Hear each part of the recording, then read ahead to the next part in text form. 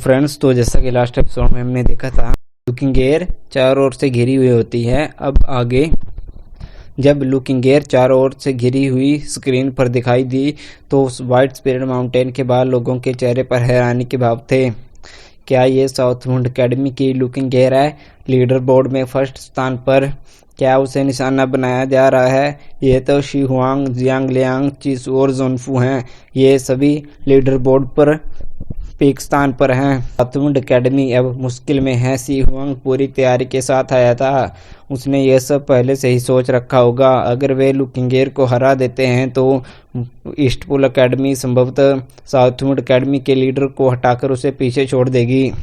बेशर्म लड़के इतनी खूबसूरत छोटी लड़की पर मिलकर हमला कर रहे हैं। खैर, ऐसा कोई नियम नहीं है। लुकिंग एयर की लापरवाही थी, बस इतना ही। चारों ओर उत्साह का माहौल छाया रहा था। आप चाहे किसी भी पक्ष में हो, यह मुकाबला इन कंपटीशन में सबसे रोमांच होने वाला था। पवेलियन में यान लिंकिंग और काइवे क्रिस्टल की दीवार को घूर रही थी और उनके चेहरे पर तनाव आ गया। लुकिंग एयर मुसीबत में है, काइवे ने कहा। यान लिंकिंग ने चतुराई से कहा, वे साउथवुड एकेडमी पर हमला करने की साजिश रच रहे हैं। उन्होंने लुकिंग एयर का स्टेक ठिकाना ढूंढ लिया। फिर शी हुआंग खुद वहां आया। उसने पीक 5 रैंकिंग में 3 अन्य लोगों को भी इनवाइट किया था। वे लुकिंग एयर को भागने का मौका नहीं देने रहे थे। मुश्किल काइवे ने तेवर चढ़ा लिए। लीलू साउथवुड एकेडमी में था, इसलिए स्वाभाविक रूप से वो लुकिंग एयर के पक्ष में थी।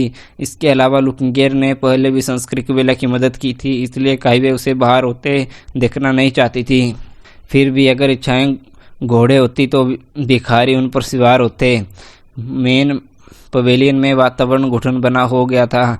ऐसा लग रहा था मानो हवा ही थम गई हो। अब ओल्ड डीन की भारी थी। उदास मन से उनका शरीर एक पावरफुल और प्रभावशाली पावर से इकट्ठा हो रहा था, जिससे उसके चारों ओर भय का माहौल छा गया।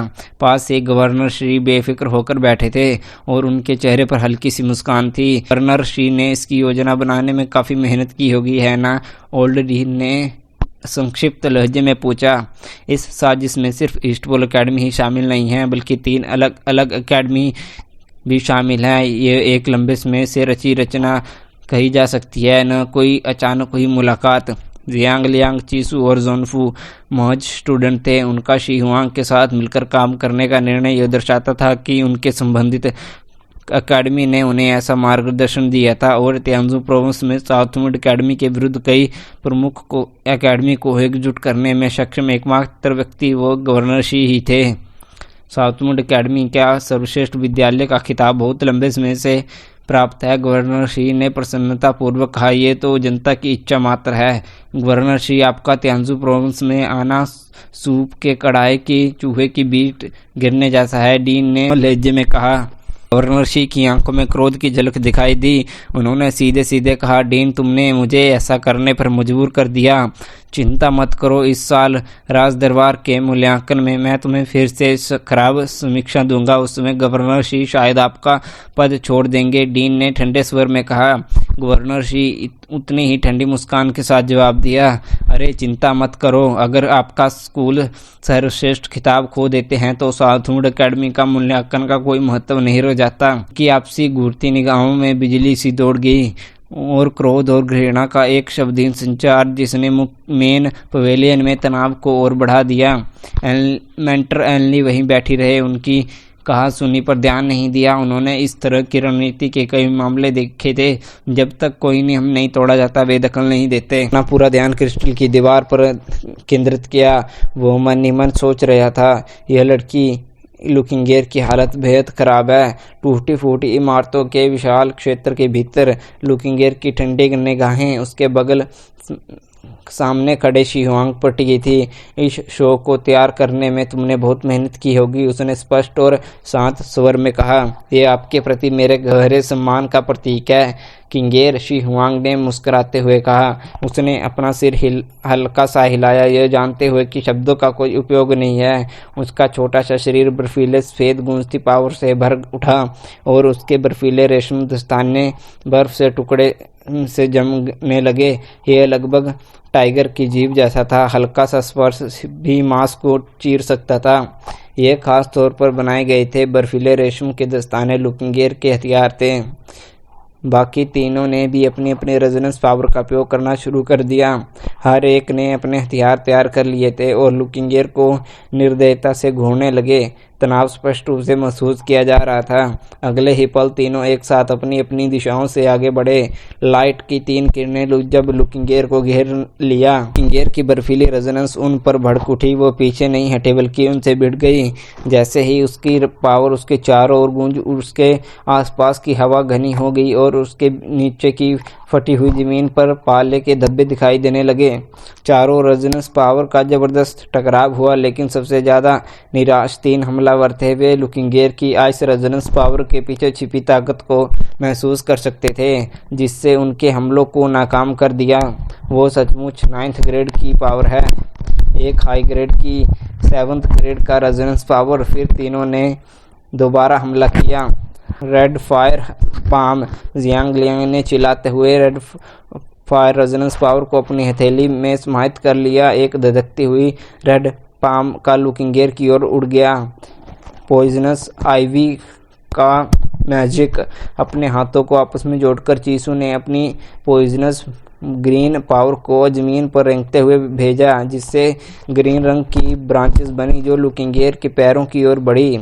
वाटर व्हिप जोनफू ने अपनी लंबी आस्तीन लहराई और हवा में एक ब्लू चाबुक फेंकी। यह नम पावर से भरी हुई थी और लुकिंगेर के सिर की ओर टारगेट थी। उन्होंने स्पष्ट रूप से पहले से ही योजना बना ली थी कि उनके मिलकर हमले का लक्ष्य लुकिंगेर के महत्वपूर्ण वाइटल स्पोर्ट्स थे।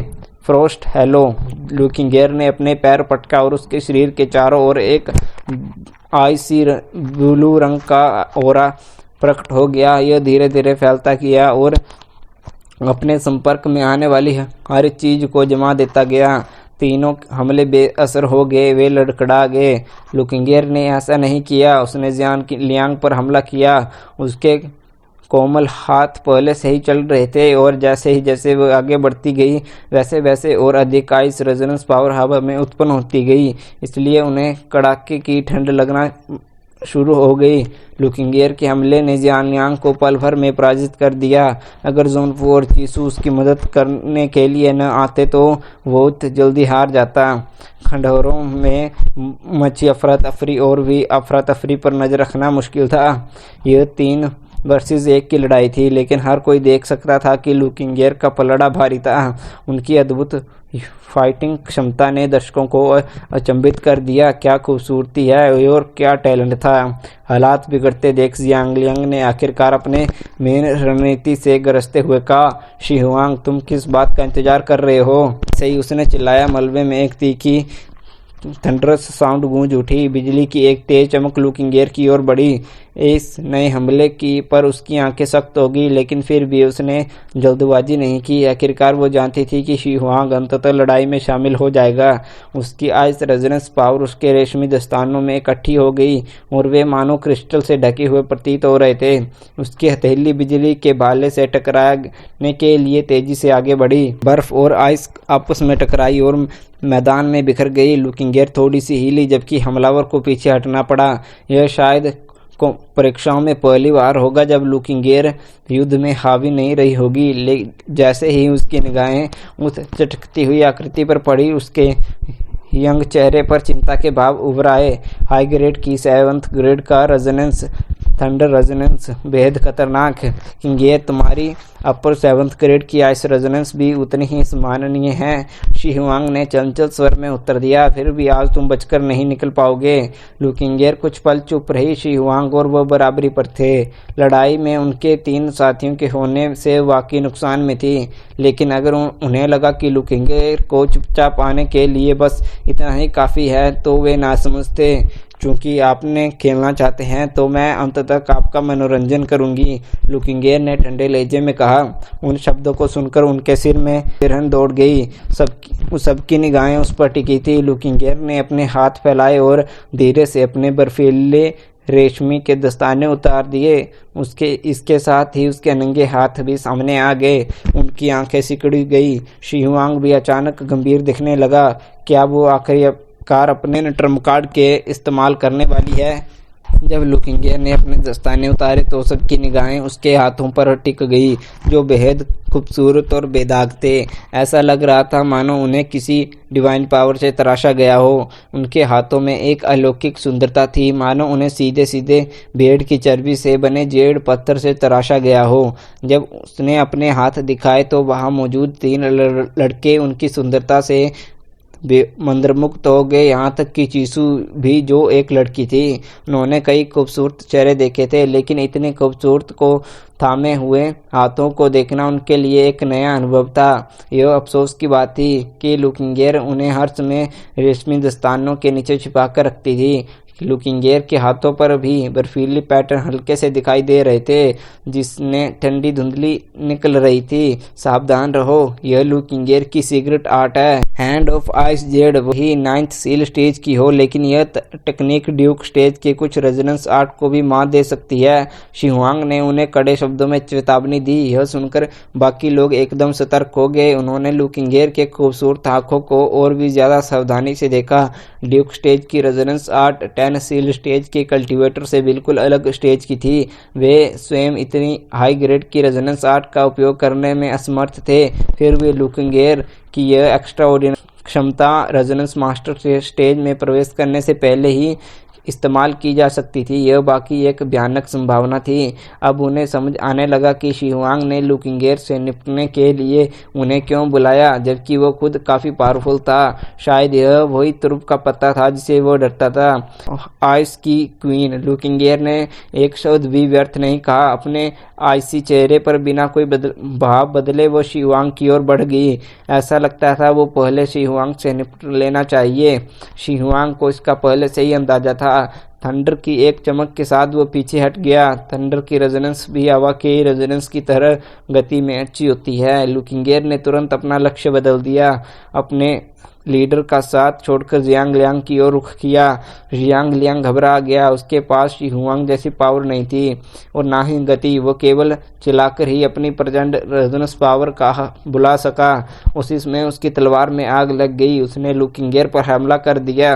तलवार हवा में सरसती हुई गुजरी, लेकिन लुकिंगेर को कोई चिंता नहीं थी। उसने अपने बाएं हाथों की दोनों उंगलियों से एक झटके में आइसी हवा का एक झोंका हमले के खिलाफ भेज दिया। की साउंड सुनाई दी।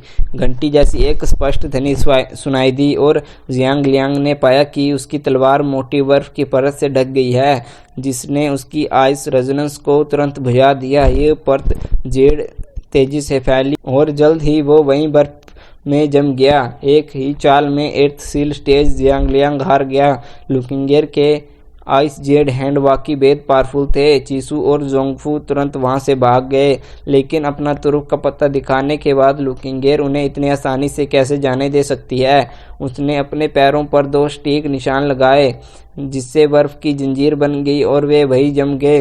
2 उंगलियों के एक और झटके से कुछ ही क्षणों बाद बर्फ की 2 और मूर्तियां बन गई। पलक झपकते ही लीडर बोर्ड पर 3 रैंक को लुकिंगेर ने हरा दिया। हालांकि उन तीनों से निपटने के बाद उसके बाएं हाथ पर बने हल्के आइसी निशान धुंधले पड़ने लगे। पीछे से तालियों की साउंड सुनाई दी। आईसी के जेड हैंड बाकी शानदार हैं। शिहुआंग ने खुशी से उसकी प्रशंसा की। लुकिंगेर ने नॉर्मल भाव से उसकी ओर देखा, लेकिन इस बार शिहुआंग नहीं भागा। लुकिंगेर ने अपना दाहिना मुक्का आगे बढ़ाया, जिससे आईसी हवा जोर से चलने लगी। ऐसा लग रहा था मानो हवा भी जम गई हो। मुक्का सीधे शिहुआंग की छाती पर लगा। हैरानी की बात यह है कि वो जमा नहीं। उसकी त्वचा पर सतह की थंडर कड़क रही थी, एक मेटल आर्मर। किंगेर, अगर तुम्हारे दोनों हाथों में आईसी जेड की पूरी पावर होती तो तुम मेरी वायलेट प्लेटिंग तोड़ सकती थी, लेकिन सिर्फ एक हाथ से लगता है अभी नहीं। शिहुआंग मुस्कुराया। उसका अपना तुर्क का पत्ता खुल गया।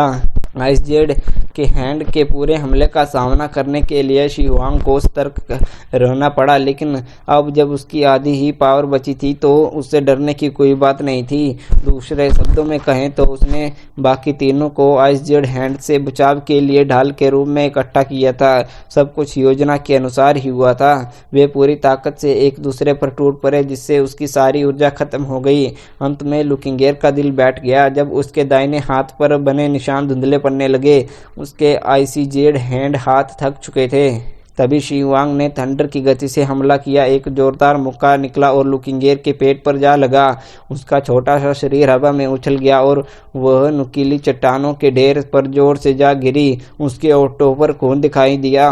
किंगेर, कितनी अफसोस की बात है, आखिरकार विजेता मैं हूँ, शी हुआंग ने लगभग माफी मांगते हुए मुस्कुराते हुए कहा। वह असहाय लुकिंगेर के पास गया।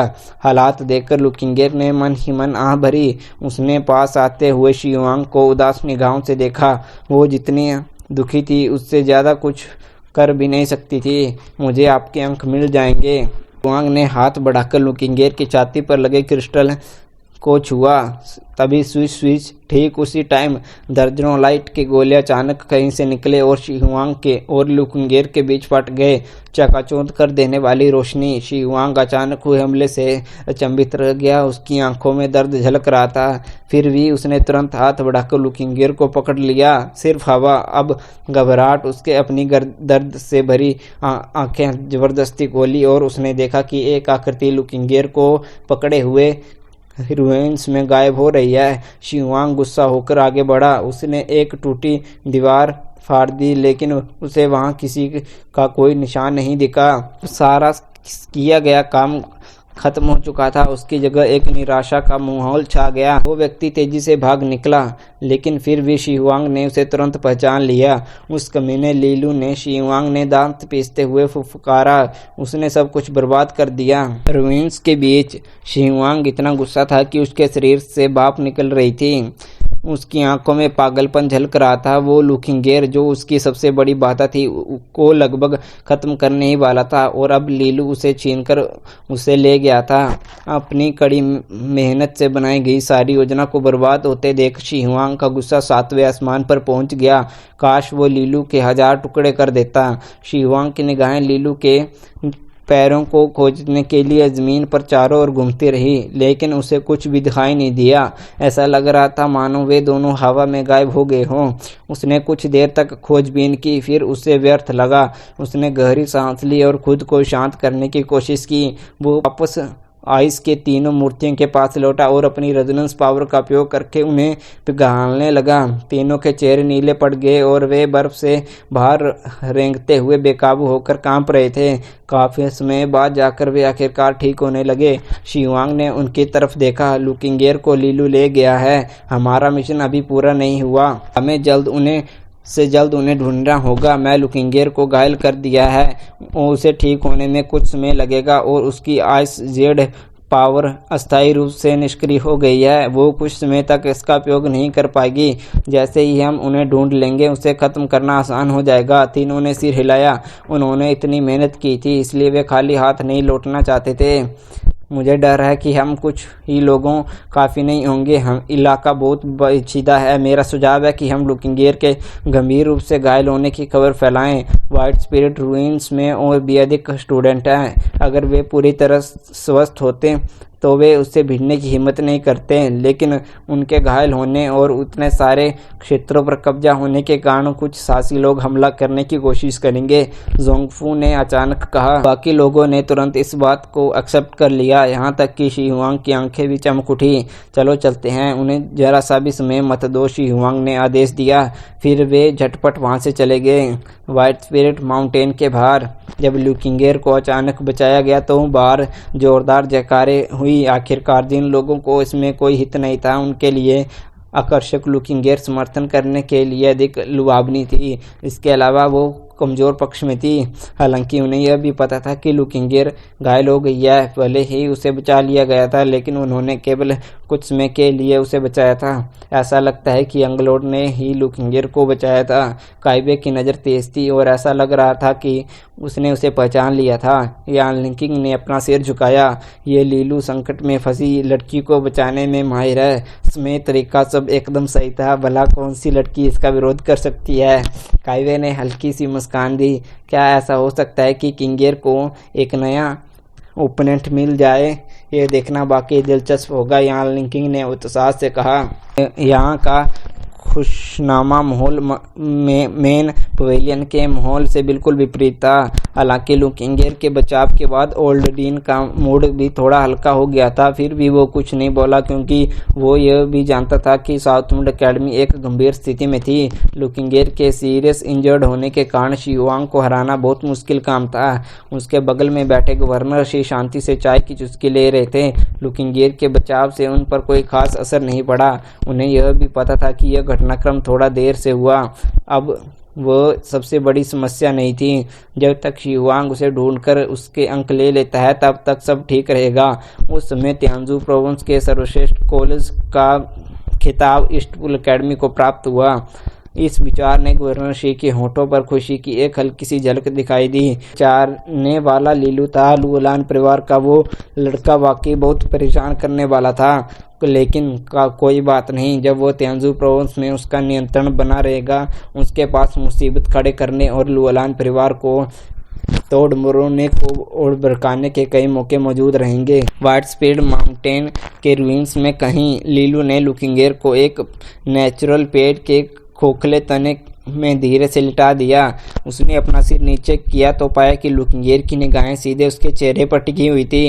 हालांकि मुझे पता है कि मेरे द्वारा किए गए इस बचाव कार्य ने आपको बुरी तरह से हैरान कर दिया है, लेकिन मुझे उम्मीद है कि आप खुद पर नियंत्रण रख पाएंगे, लीलू ने भावहीन होकर कहा। लुकिंगेर ने अपने होठ काट लिए। भीतर से उठ रहे तीव्र दर्द के कारण उसकी पतली भौहें तन गई।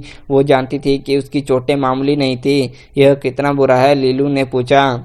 उसने निराश होकर कहा, भरी बहुत बुरा हुआ। अब से मैं लड़ाइयों में बहुत कमज़ोर पड़ जाऊंगी। मैं बहुत लापरवाह थी।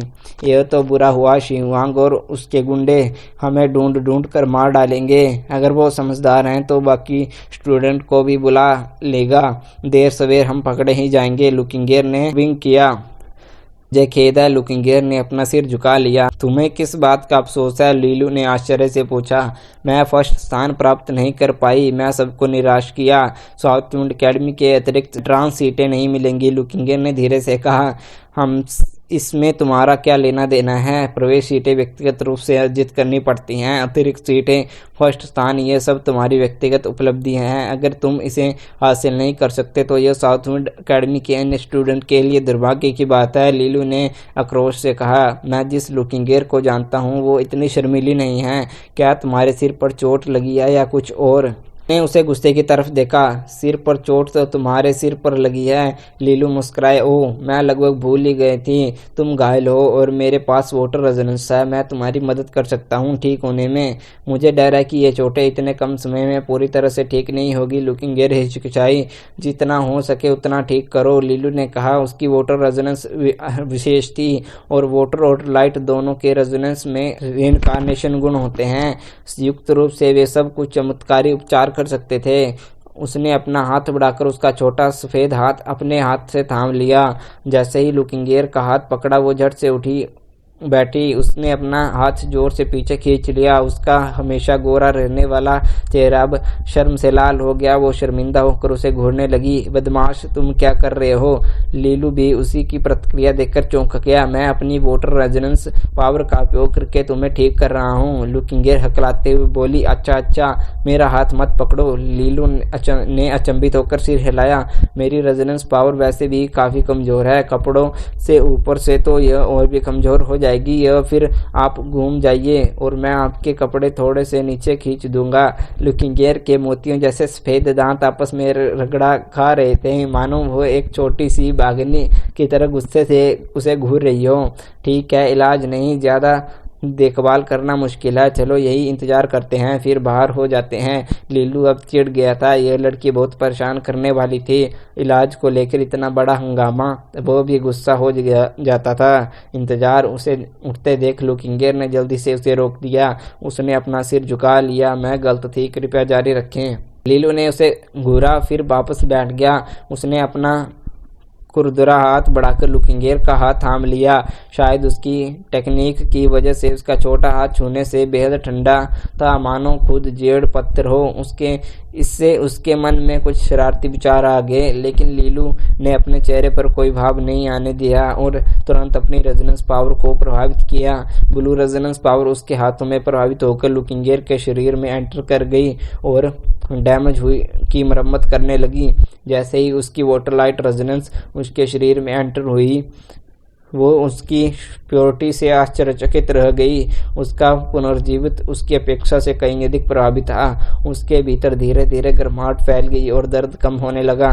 उसने अपना हाथ पकड़े हुए लीलू की तरफ देखा और फिर अपना सिर झुका लिया, जिससे उसके लंबे बाल उसके चेहरे को ढक ले।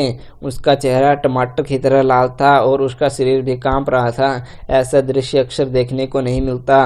लुकिंगेर को लीलू का हाथ पकड़ने में कोई खास आपत्ति नहीं थी, लेकिन क्योंकि उसके बर्फ की जेड़ हाथ का अभ्यास किया था, इसलिए जब वो उसमें पावर प्रभावित नहीं कर रही होती तब उसके हाथ बहुत संवेदनशील हो जाते। यही कारण है कि वो बर्फ के रेशम के दस्ताने पहनती थी और दूसरों को अपने हाथों को छूने नहीं देती थी।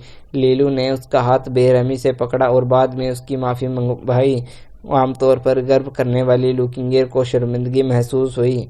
तो दोस्तों वीडियो को यहीं करते हैं समाप्त। वीडियो कैसी लगी है लाइक शेयर कमेंट कर देना।